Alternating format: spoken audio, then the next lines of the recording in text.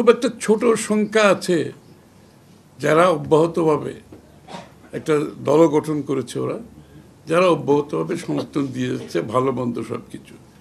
কিন্তু বাকি যারা ছাত্রদের মধ্যে ছিল তারা কিন্তু তাদের অবস্থান, তারা কিন্তু একটি গণতান্ত্রিক প্রক্রিয়াতে ফিরে যাওয়ার জন্য তাদের আন্দোলন কিন্তু এখনো অব্যাহত আছে।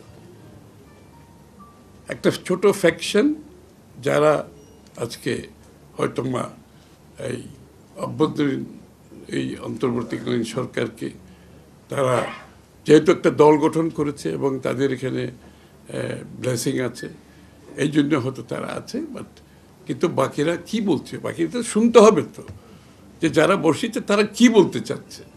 দ্বিতীয় হচ্ছে রাজনৈতিক দলগুলো। রাজনৈতিক দলের মধ্যে বিএনপি সবচেয়ে বৃহত্তম, না কি বলবো আমি জানি না, বিএনপি হচ্ছে সবচেয়ে বড় দল এখানে। এবং বিএনপির সাথে আমরা যারা এখানে যুগপথে আমরা আন্দোলনে আছি, সেখানে 42টি দল আছে।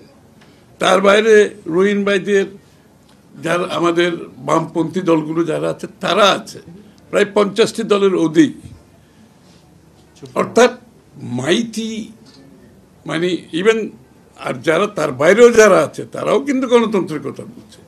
তো সুতরাং তারা কোথায়, তাদের অবস্থানটা কোথায়? যারা সমর্থন দিয়েছে তারা কেন আজকে একটা দ্বিধাদ্বন্দ্বের মধ্যে থাকবে? এটা তো একটা অ্যানালিসিস করার দরকার আছে। সুতরাং আমি বেশি দীর্ঘায়িত করব না।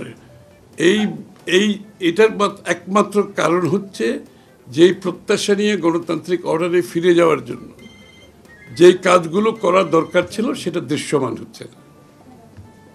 আমাদেরকে এখানে বলা হচ্ছে সংস্কার।